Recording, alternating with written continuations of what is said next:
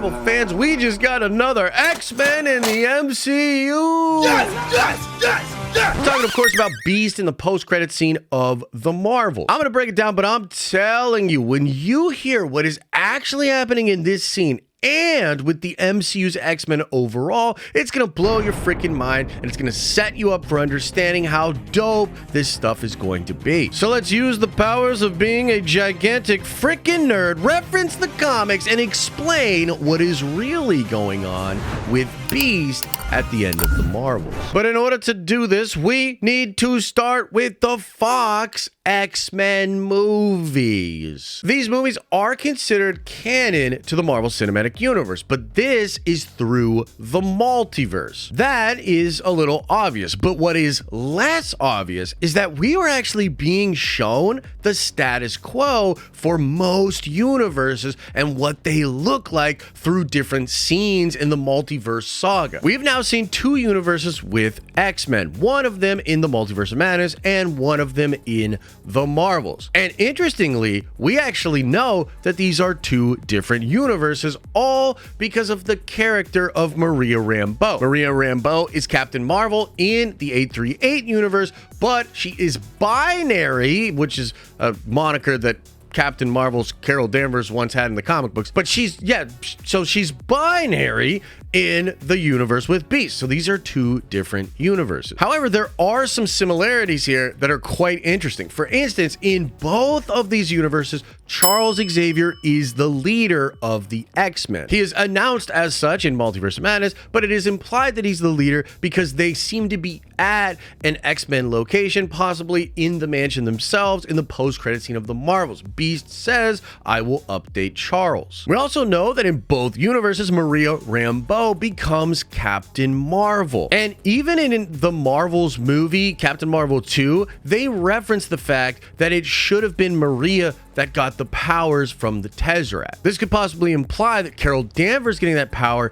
is a rare occurrence, but we'll talk about that more in a second. We also know that in both of these universes, the X-Men are called upon for very important things. In both Multiverse of Madness and the Marvels, we essentially have intruders from a different universe. In Multiverse of Madness, they're brought to the Baxter building, but it's still noted that the X-Men and Charles Xavier are an important part of what makes that world go round, and Charles is the leader of the Illuminati. And in the universe with Beast and Binary, they're literally at an X-Men facility, so perhaps there's no Fantastic Four there, or perhaps the technology that they have at this X-Men facility is just the best in the world. We also know that in both universes, they are studying the multiverse. Both of these universes seem to be ahead of 616, at least insofar as understanding the multiverse and their power scaling and their technology. And although it's not explicitly spelled out for us, I also think that Beast and Binary are members of the Illuminati. Otherwise, why would Binary, a variant of Captain Marvel, be at an X-Men facility and be told that they want to report to Charles? Well, I think probably just like in 838, Charles Xavier in this Beast universe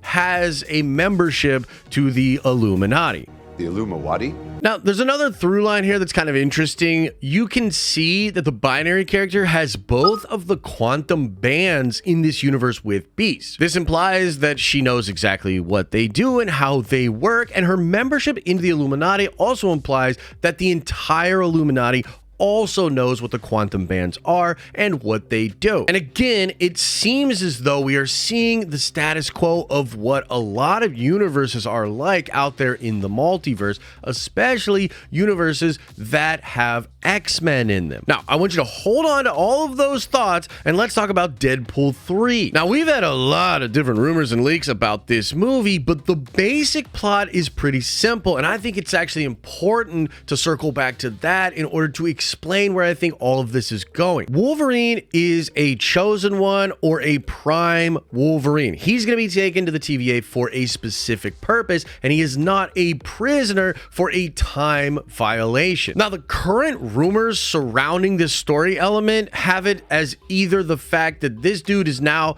being saved for this new universe or this new Earth, or he's being brought to battle against the Council of Kangs or against the Beyonder Kang or whoever the villain is going to be for the TVA in the multiverse. But either way, it's important to note that Wolverine is very important to the TVA, and he is brought to the TVA not because of a time violation. But apparently Deadpool is going to be a prisoner of the TVA, and a lot of people are speculating, and I think there's even some insiders talking about the fact that the tinkering with Cable's time device at the end of Deadpool 2 is likely going to be the thing that makes the TVA go get Deadpool. And so Deadpool will either be spared in the same way that Loki was spared by Mobius in the Loki show, or he will escape. And Deadpool's going to see Hugh Jackman Wolverine there at the TVA. And in the film, Deadpool's going to free Hugh Jackman because he wants to be best friends with Hugh Jackman Wolverine. That's it. This has been a gag that has been going on since Deadpool 1, and that's literally what it is. The motivation for Deadpool is that he wants to have Hugh Jackman Wolverine as his best friend. Hugh Jackman Wolverine is not going to be down with that, and he's also not going to be down with whatever plan the TVA has. Hugh Jackman Wolverine just wants to go home. He wants to go back to his universe. And so I think Deadpool's going to help Wolverine do this just because he wants to be his best friend. And what we're likely to get from there is a crazy buddy cop, I don't want to be your friend, but I want to be your friend, like trains, planes, and automobiles through the multiverse as they try to get this Wolverine variant home. Now, I'm not sure if we're going to end up in the exact universe where this Beast and this Binary are, but I do think we're going to go to a universe that looks very similar, with the X-Men, with Charles Xavier probably being a member of the Illuminati, and the costuming will probably look more like the classic 90s X-Men animated series, and that's all because we've been being shown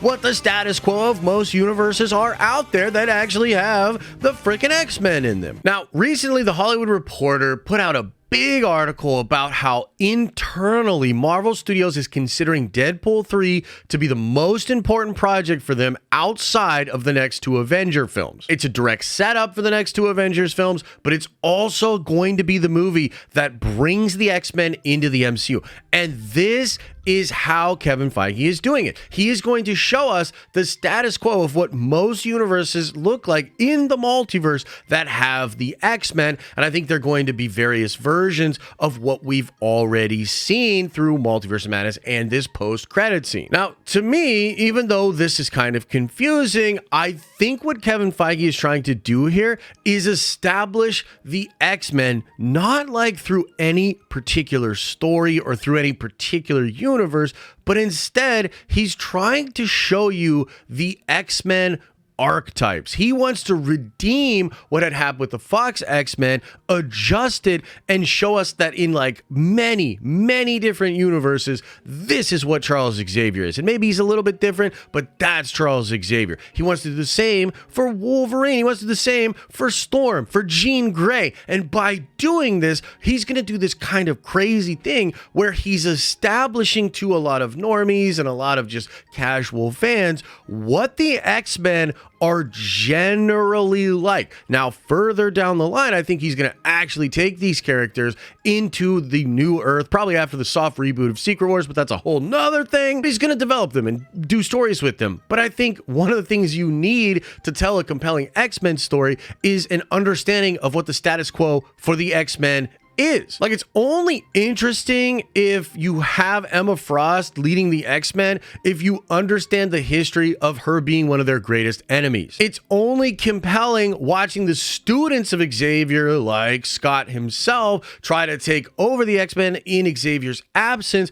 if you understand the dynamic of Charles and the X-Men and how he basically raised Scott. Comic books do this often. They rely on a basic understanding of the origin and of the archetype of a said character in order to do something interesting with the character in any particular story, book, or event. And so that's what Feige is doing with the X-Men. So far, for me, it's working, even though we've only seen glimpses. That felt like Charles Xavier to me in Multiverse of Madness. This felt like Beast, and I think we're going to get a whole bunch more of that in Deadpool 3. I'd love to know what you think about this, so let me know your thoughts in the comment section below. And as I always say, I hope you are having an awesome and a nerdy day, and I'll see you in the next video.